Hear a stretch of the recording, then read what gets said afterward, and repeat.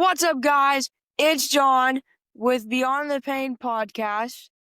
Hi, I'm Ashley. We're a mom and son duo. Just going to talk about our journey with Fabry's disease and our struggles and triumphs and everything in between. Dude, you ready to get started? Yeah, let's get started, man. Okay.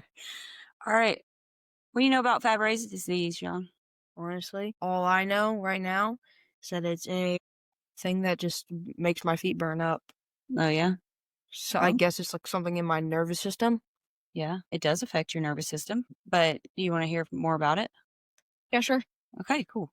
Well, I brought this in from that conference that we went to, and I figured we would talk about it a little bit. Before we get started with that, Mom, what do you know about Fabry's disease? Well, I know quite a few things about Fabry disease. I did a lot of research when I found out because I was like, oh my God, it's not only affecting me, it's affecting you guys. So it freaked me out. So, me being me, I did a lot of research.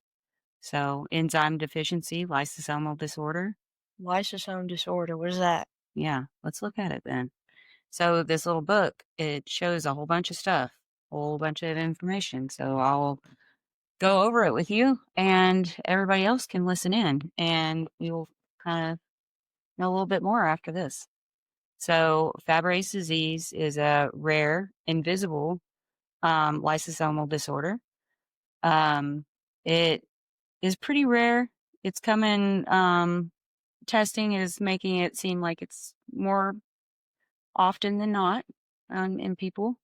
And then, so what it does is basically we have these alpha gal enzymes. Well, I guess me and you, we really lack them, but we're supposed to have these enzymes that break down fattiness in our cells.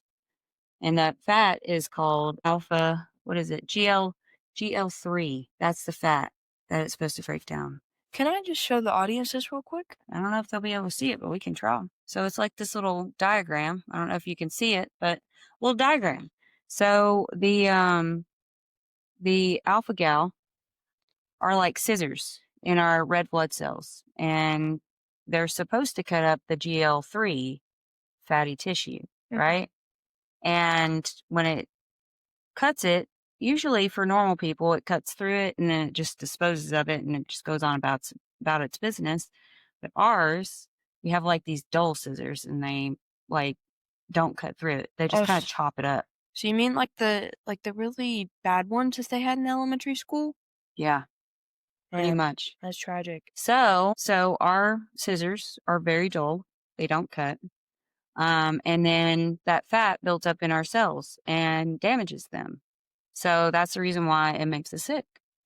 When that happens, a lot of symptoms happen. So, what are your symptoms, Sean?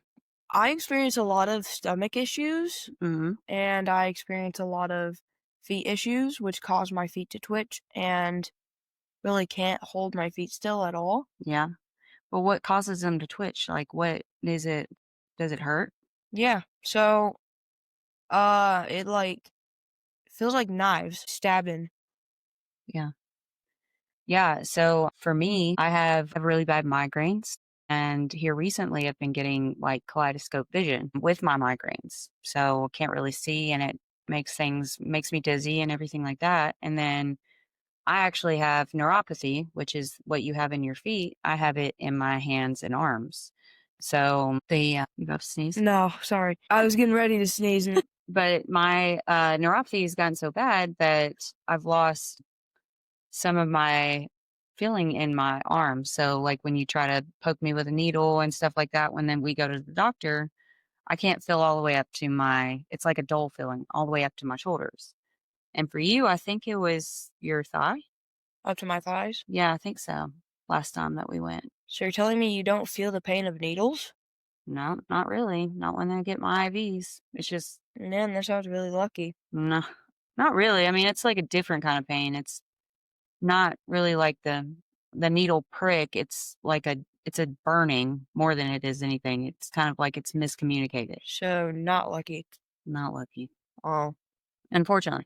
But there's other things that come with our disease that there's a lot of wide range of things that, symptoms that you can get with Fabry's disease, and a couple of them, like, I think we kinda struggle with depression, don't we? A little bit? It's kinda hard. I only deal with a little bit of sadness, Yeah, but not depression. well, I do. I will be honest.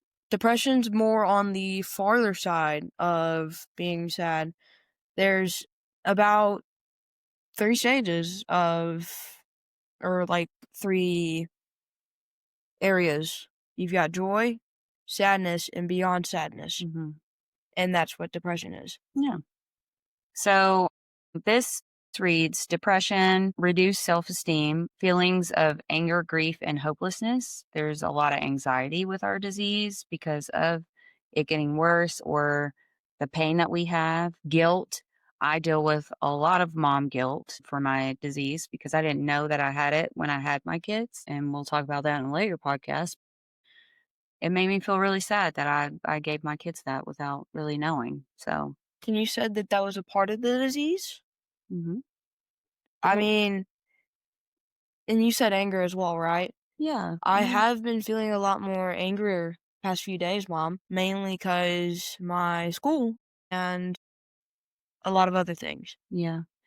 Well, you miss a lot of school because of all these crises that we've had, and it's kind of brought you a lot of back-ended kind of stuff with school and everything. So the whole way that I found out that I had the disease, this is the next thing is my eyes. So I have a specific marking on my corneas of my eyes. So the outer part of your eye is supposed to be kind of clear, and some people have whirling and stuff like that, but I have this starburst motion, and you can only get it, you can only see it when you go get your eyes tested. So I always recommend doing routine eye checks, let me just say, because that's how I found out. Um, and then the biggest things that it affects for people with Fabry's is the heart, the kidneys, and we are highly susceptible of getting or having a stroke because it's like a thing called hyperlipidemia. Remember that word from yesterday? We kind of talked about it, but it's high fat in your bloodstream. And that doesn't mean like your diet's bad. That just means that that fat that naturally is supposed to be produced in your red blood cells doesn't get disposed of. So it builds up. It's crazy. So it can cause a lot of issues. But something that we don't have that we've kind of learned with some of our other Fabry's families that we've talked to now is that on your stomach or really anywhere, but mainly on your stomach, you get these little red marks. And so if you have a bunch of them and you're kind of wondering what they are, I would always go and get those checked out because that is definitely something that can happen. Now, I don't have those. I don't know if she does, No, I but don't. there are other people out there who do have those. Yeah. We've seen a lot. We've seen a few people have those. So, what causes it? Let's talk about that. What causes it? So, I don't really know that. I don't really know how I had it, but or got it, but it's caused through like a variant in your DNA. Remember the DNA? Remember what that is? The crazy stepladder? Yeah, that crazy stepler, that circular like spiral thing. Like the circular staircase? Mm-hmm. Yep. Okay. So it's like that. So there's different things that go into that DNA, but I'll talk about like so it travels through the X chromosome. So like for me, I gave you my bad X.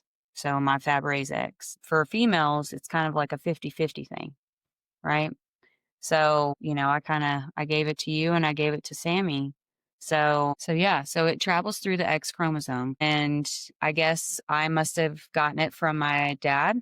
I'm not quite sure. He passed away when I was little. So, yeah. So what happens is there's a variant in our genes and that gene is in that X chromosome and that travels whenever you have a child, you give them an X or a Y or whatever it may be, and you got my bad X. So, that being said, that's the reason why it affects males a little bit worse than females. Isn't that crazy? It's really crazy. Because the enzymes, I learned this a few years back, enzymes actually only travel through the X chromosome, Hmm. not through the Y. So, again, that's the reason why you have it a little bit worse than I have it, even though I present like a male, because my symptoms and everything have been with me since I can remember, and they're really bad. So, yeah. So, question, how do you get these treated? How do you get this disease treated? So there's different things. So there is one variant that of Fabry's is where they have the enzymes, but they're not strong enough. So they have, what is it called? Chaperone therapy, I think is what it's called. And that's where they basically take a pill, and it's kind of like a steroid for their enzymes.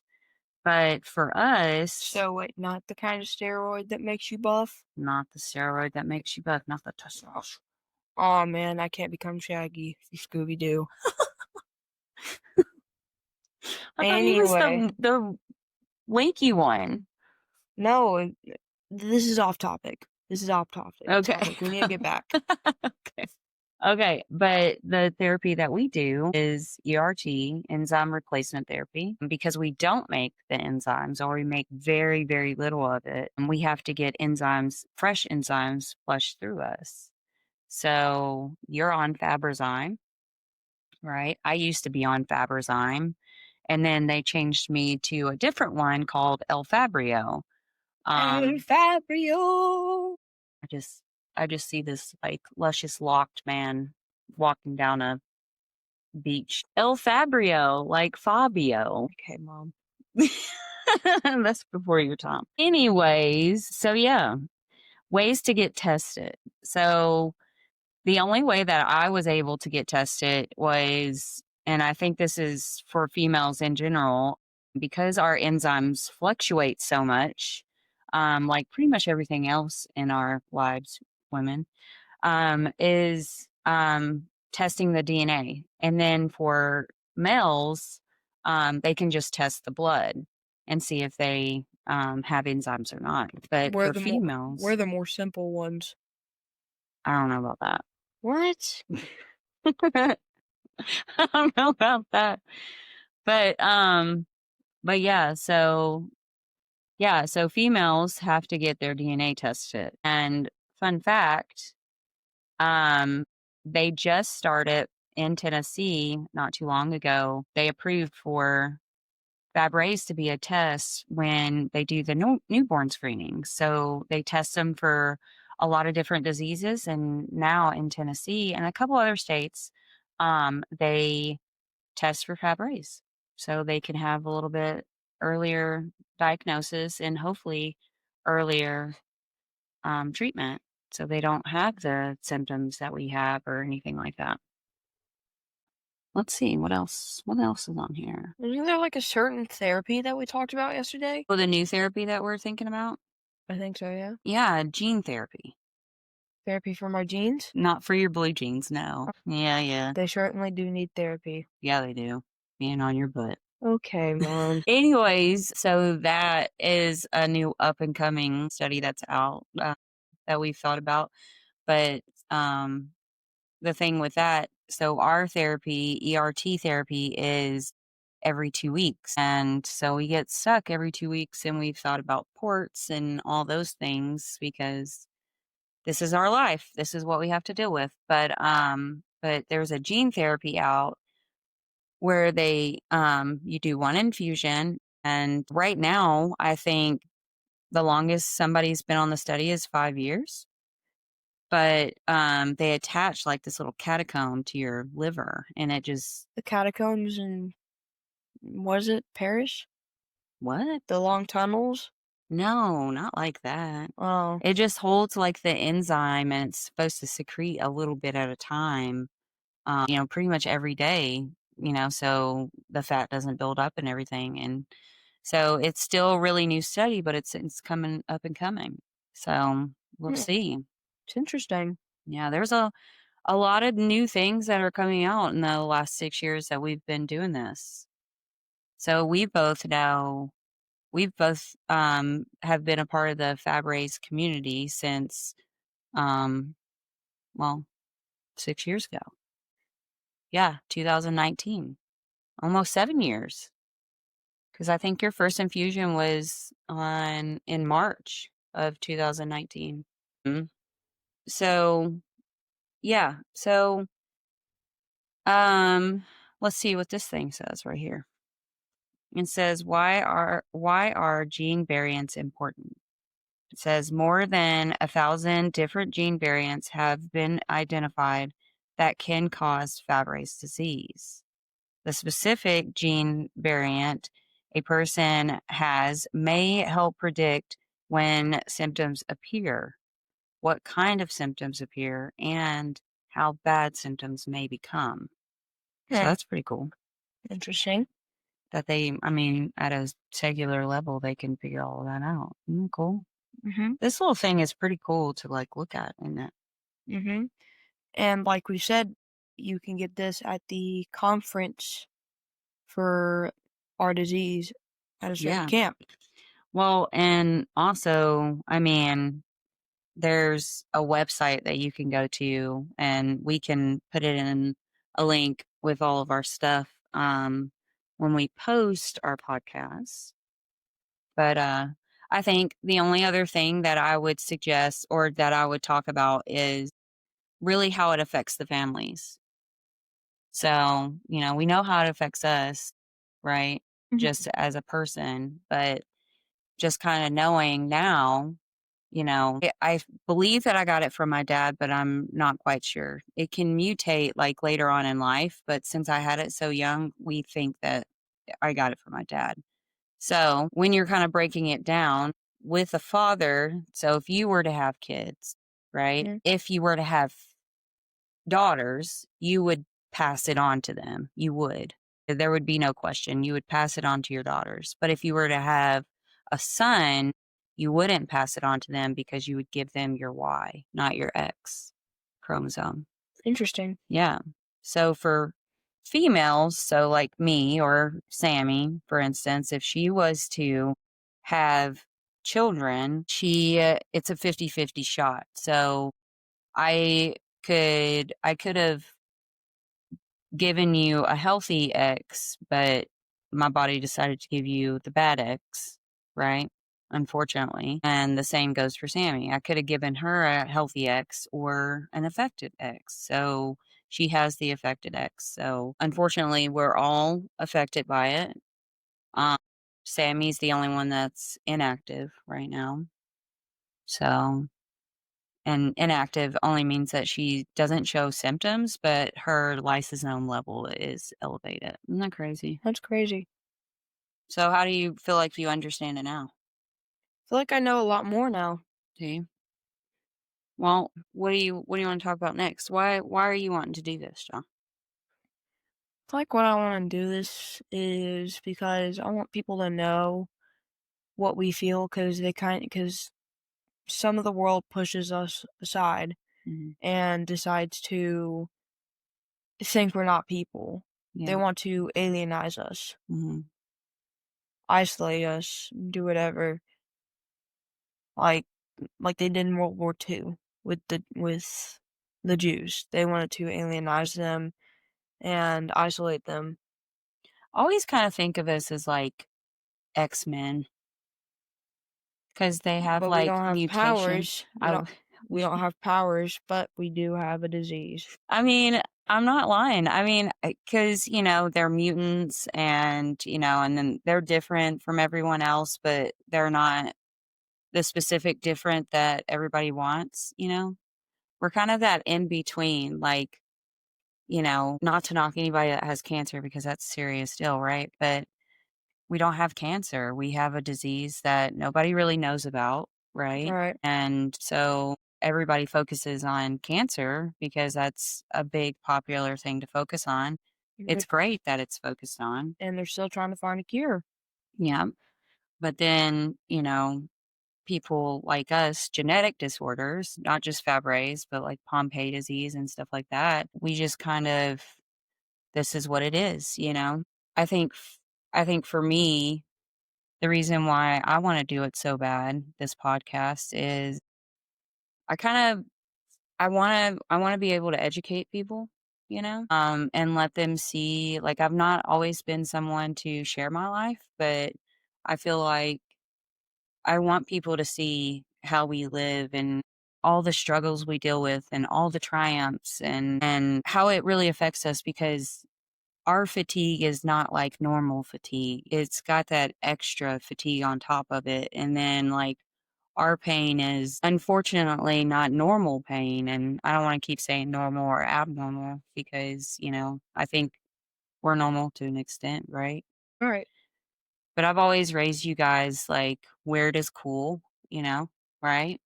So we're just a weird family and that makes us awesome, right? So, but I think another thing for me that kind of pushed me a little bit further and was like, this is really why I want to do this is, so like when we found out and we started going to, Vanderbilt Children's Hospital, that's only place I could go because, that's the only place a geneticist is gonna be is in a pediatric area, and there's not an adult out there that's a geneticist, like or that treats adults, so I think I was in kind of a hard spot, over the last year and everything, and I met a new doctor and, he said something to me and it really, like, kind of shocked me, but was like, it makes sense.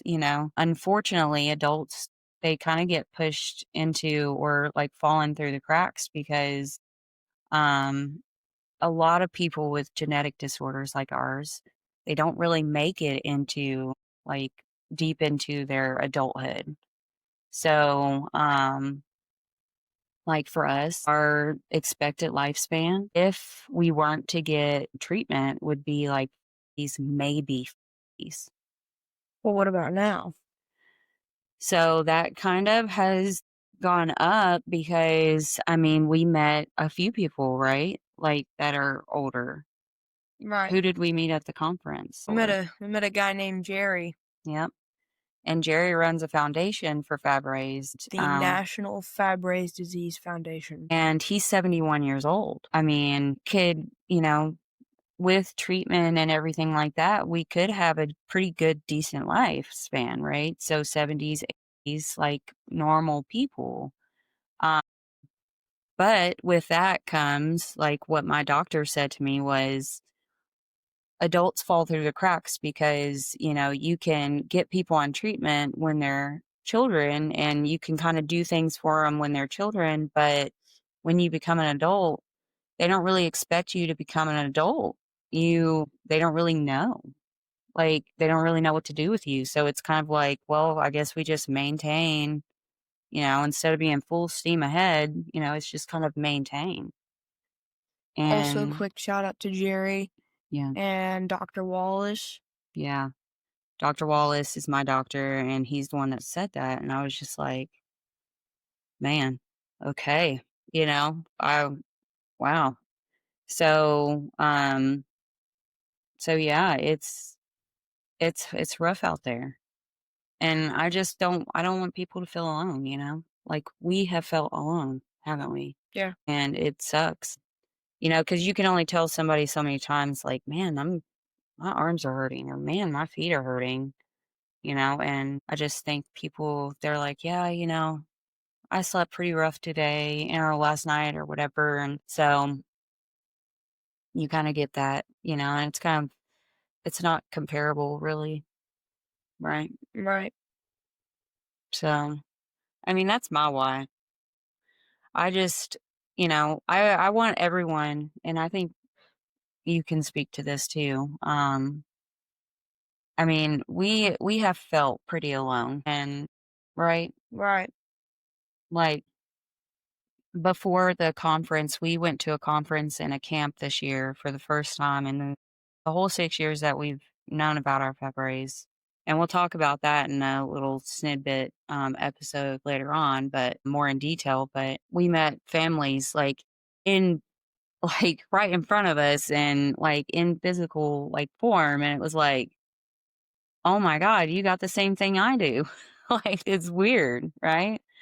And you made a really, really good friend, Jay, right? That you still talk to and everything, so but I think, like, one thing that was a big, huge takeaway for us was we got in the car and I asked you, I was like, "Hey, John, what was your biggest takeaway from this?" And what'd you say? My biggest takeaway was I didn't feel alone, my mom.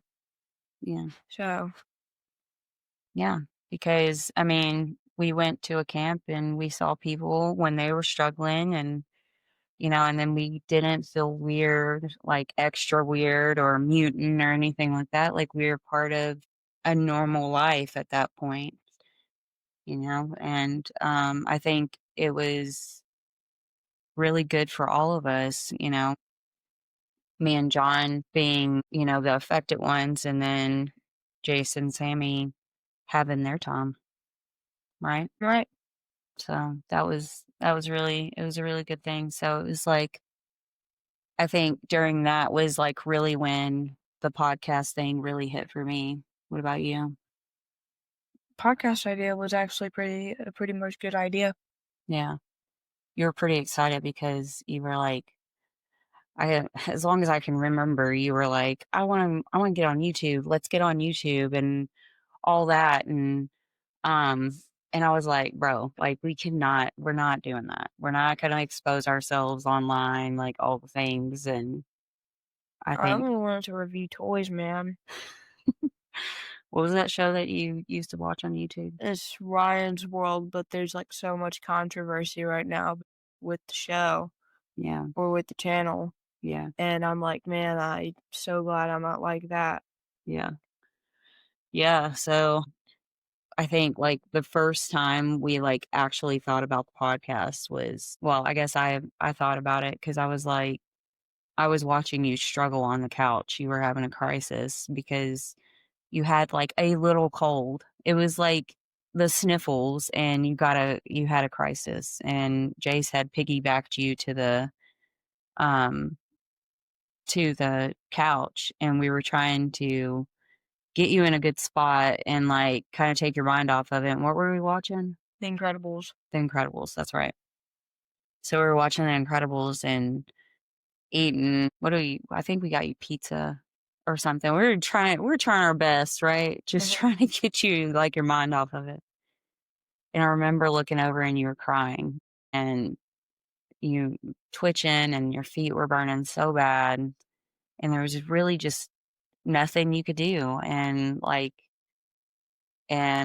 remember you just breaking down, and you were like, "Why am I so alone in this?" And I remember telling you you weren't, because I was there and I knew your pain. And then, you said, "I just wish people would understand, and I want to understand why God gave this to me." And I think when you said that, that clicked for me of like, we need to get our story out there. And I think, in my personal opinion, you can maybe speak to something different, but I think this is why God gave it to us. And I think this is why God put Jace in our lives, because I think, you know, Jace went to school for broadcasting and all the things. And I think, I love to advocate, especially at work, and everything with my own patients. And I think this is one of those things, like, for you to, like, branch out and really show your side and everything. So I think for all of us, like, it makes us closer as a family and brings us all closer together. And then we can spread that awareness and, just let people see, What do you think? Yeah, Yeah? Do you think do you think that's the reason why God gave it to us? yeah. I think that's why it gave it to us. I mean, I don't know. I mean, nobody knows God's plan but, him. So God's plan. God's plan. So, but yeah. So I think we're doing a good thing, don't you? Mhm. I think I am a little bit. I'm not. Dang. I've already been in front of the camera doing stuff at school, like broadcasting. Yeah. Do you like doing it? Yeah, Well, I think it's a good cause. yeah. Well, Well, so what we just wanted to invite you guys to keep watching, and we've got quite a few episodes coming up next. you can find us on Instagram, YouTube, and Spotify, maybe TikTok soon. We don't know. We're getting there. We're trying to learn how to do everything. So, what is it? It's like, subscribe, Like, and share, subscribe, yeah, comment, do whatever you like. blow us up so we can get out there. We want people to know our story and understand our disease and ask questions if they need to ask it. If they just need a person to talk to, we are here. It's all about mental health and learning and all the things, right, buddy? Yep. And For kids out there and adults who feel alone in this, just watch our episodes if you want to. yeah, you're not alone. We are here. We are here. So if you feel alone, send us a message and get in touch with us. Let us know. So our next episode will be John's episode, right? Will be my story on my thoughts, feelings, and struggles. Basically everything. Everything you need to know. About this life we live. Yeah. So, All right. Well, until next time, guys, stay strong and look forward to seeing you. one more time, shout out to Jerry and Dr. Wallace for, like, And Dr. Lauderdale. She's and your doctor. Dr. Lauderdale Yeah. for helping us. Yeah. Thank you guys. And we'll see you next time. All right, guys. Peace.